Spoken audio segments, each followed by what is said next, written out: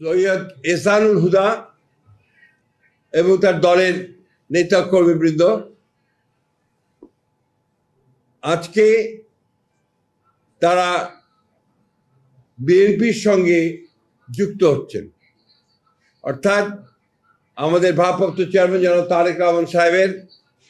বরিষ্ঠ নেতৃত্বের প্রতি তারা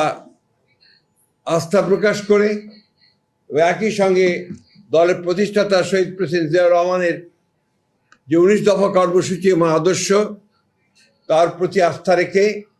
এবং দেশনেত্রী বেগম খালেদা জিয়ার আপসহীন নেতৃত্বের প্রতি শ্রদ্ধা দেখিয়ে তারা আজকে এই মুহূর্তে কিছুক্ষণের মধ্যেই আমাদের বাংলাদেশ জাতীয়তাবাদের দলে আনুষ্ঠানিকভাবে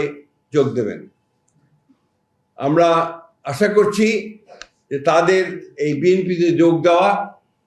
বিএনপিকে আরো শক্তিশালী করবে এবং একই সঙ্গে আমাদের যে